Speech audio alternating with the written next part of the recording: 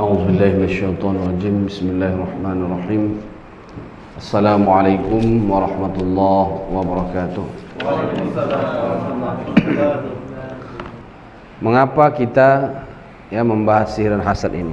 Ada apa dengan sihir dan hasad?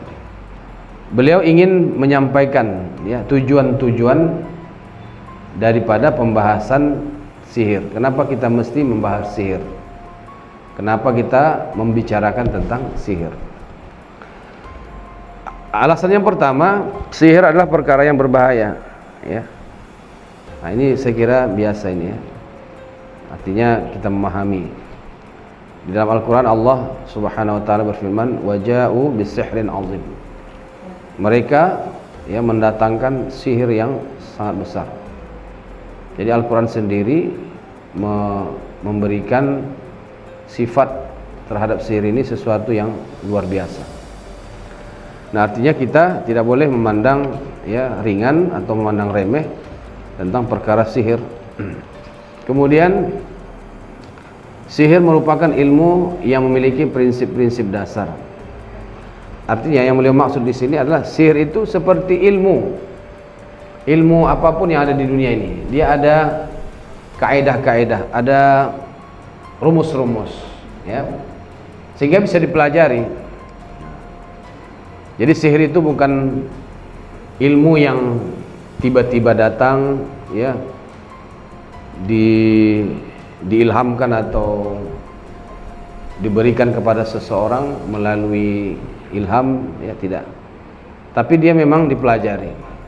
Ada prinsip-prinsipnya, ada kaedah-kaedahnya, Bahkan kalau kita baca di sini, sihir itu merupakan ilmu yang dipelajari seorang murid kepada gurunya secara talaki.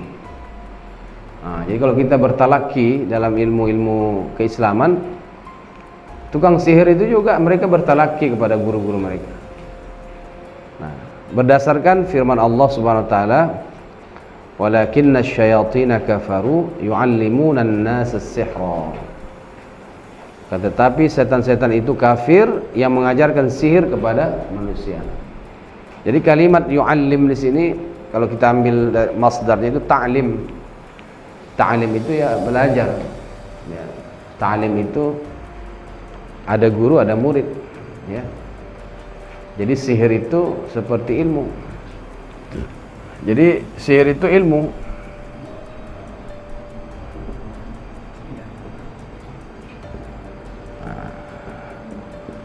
Sihir itu adalah ilmu yang punya usul, punya prinsip-prinsip, atau punya qawaid.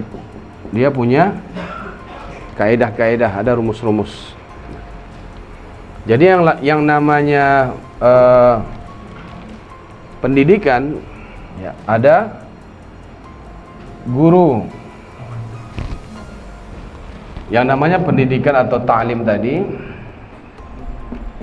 ada guru, muallim, ada muta'allim, kemudian ada tujuan, tujuan dari belajar itu ada. Apa tujuan bahasa Arab? Maksud. Artinya kita buat maksud. Nah, kemudian ada ilmu itu sendiri.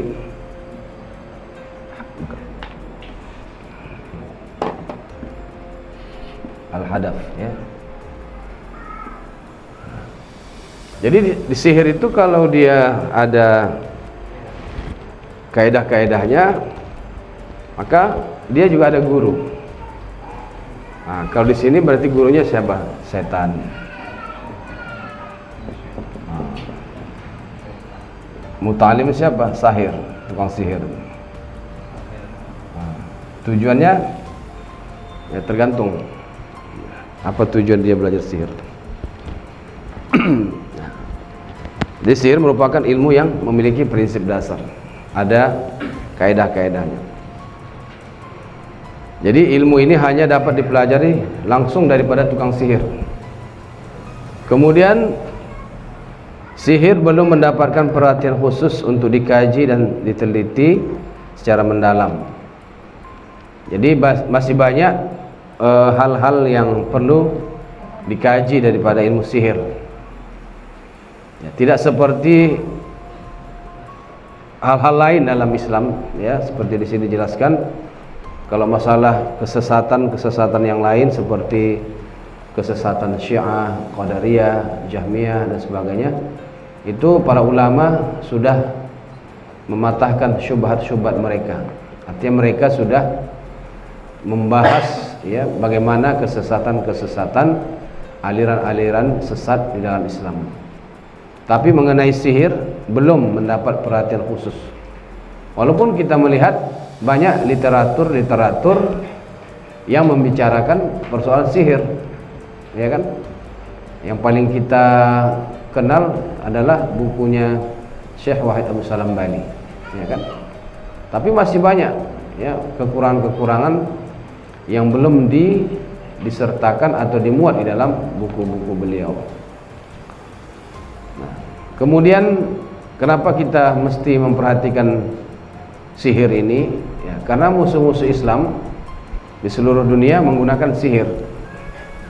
Jadi dalam konteks apapun sihir masih dijadikan sebagai cara-cara halus untuk mematahkan dakwah-dakwah Islam. Dalam politik, ya, sihir itu dijadikan sebagai senjata oleh musuh-musuh Islam. Di beberapa pilkada di Indonesia, ya kan, sihir itu digunakan. Para tukang sihir itu dimanfaatkan oleh mereka-mereka yang, ya, tidak suka dengan Islam. Saking pentingnya sihir itu, ya, di dalam perlu kita perhatikan, sehingga di dalam Al-Quran disebutkan, ya, 58 kali, ya, sihir. Langsung dengan kata sihir itu sebanyak 32 kali menunjukkan makna sihir secara hakiki. Sihir, pembahasan sihir dimulai dari surah Al-Baqarah, ya, ketika berbicara tentang sihir untuk menceraikan suami istri. Nah, jadi di awal-awal Al-Quran sihir sudah dibicarakan. Jadi surah Al-Baqarah sudah membicarakan tentang sihir. Kemudian di akhir, ya, sebelum surah terakhir yaitu surah Al-Falaq, Al-Quran juga menyinggung masalah sihir, ya. Min syarrin naffatsati fil 'uqad, ya. Dari kejahatan tukang-tukang sihir yang meniupkan pada buhul-buhul mereka. Jadi di awal setelah satu surah Al-Fatihah, Al-Baqarah. Kemudian di akhir sebelum surah terakhir An-Nas, surah Al-Falaq. Nah, ini menunjukkan bahwa Al-Quran betul-betul memperhatikan, ya, Allah Subhanahu wa Ta'ala betul-betul mengingatkan kita akan bahaya sihir. Kemudian yang keenam, alasan kenapa kita mesti betul-betul memperhatikan masalah sihir ini, karena ia merupakan penyakit yang menimpa banyak orang yang tidak terhitung jumlahnya. Nah, jadi itu sudah tahu kita, apalagi yang sudah biasa meruqyah, ya kan? Kemudian di dalam pembahasan sihir ini kita mesti memiliki karakter utama dari umat ini, yaitu karakter wasatiyah, menengah. Ya, menengah itu artinya kita tidak menafikan sihir secara umum dan tidak juga menganggap semuanya sihir, ya kan? Nah, kadang-kadang kan peruqyah ini ada seperti itu, sikit-sikit sihir. Ini sihir, katanya kan.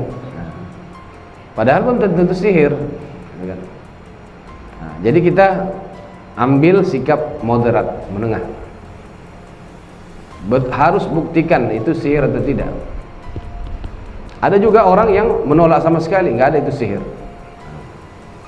Jadi karakter umat Islam itu wasat, ya. Kemudian yang kedelapan, kenapa kita mesti membahas sihir ini dengan mendalam? Karena penuntut ilmu yang masih belia, yang masih muda, yang masih baru-baru dan belum memahami persoalan sihir secara mendalam, mengambil cara yang paling mudah untuk menundukkan orang-orang yang membantah adanya sihir. Mereka mengklaim bahwa mereka ingin membantah syubhat-syubhat tentang Islam. Ketika Islam dan kaum muslimin dituduh dajjal, pelaku khurafat dan ketinggalan zaman disebabkan adanya wahyu Al-Quran dan Sunnah yang meneguhkan eksistensi sihir, sebagian mereka merasa tertekan dan menginginkan bahwa itu tidak benar. Maksudnya begini, ada orang-orang yang semangat keislamannya tinggi, ya, sehingga mereka meniadakan sihir itu. Karena orang-orang barat beranggapan kalau Islam ini membahas tentang sihir, berarti kecil sekali apa yang dipikirkan oleh Islam itu. Ya, mereka menganggap itu khurafat-khurafat. Ya, jadi ini bukan hanya orang-orang baru penuntut ilmu, ya, menuntut ilmu. Orang-orang yang sekelas ulama pun, sekelas pemikir Islam pun ada yang berprinsip, ya, tentang sihir itu tidak ada. Seperti kaum Mu'tazilah, ya. Kaum Mu'tazilah itu menganggap sihir itu tidak ada. Ya. Sihir hanya dalam konteks bahasa. Sihir mereka anggap hanya sesuatu yang bisa menarik perhatian seseorang atau membuat seseorang pasrah, ya, tidak bisa berbuat apa-apa ketika seseorang melakukan sesuatu. Ya. Misalnya ada orang berpidato, ya, berapi-api, kemudian orang mendengar itu tertegun, tidak ada yang tidur, tidak ada yang bicara-bicara, ya, semua fokus sudah. Disebutlah mereka tersihir, ya kan? Mungkin sekadar itu saja mereka meyakini bahwa mana sihir itu adalah seperti itu. Tujuan mereka meniadakan pembahasan sihir ini adalah supaya kita umat Islam jangan dianggap ketinggalan zaman. Ya, kita hari ini berkumpul di sini misalnya kan membicarakan tentang sihir. Mungkin oleh sebahagian pemikir-pemikir Islam modern, ngapainlah itu dibahas, gitu kan? Itu nggak penting kali. Bagaimana memajukan perekonomian umat, misalnya kan? Bagaimana membuat negara ini menjadi negara yang betul-betul produktif. Itu yang mereka anggap pembahasan besar yang akan membangkitkan umat Islam ini dari ketertinggalannya.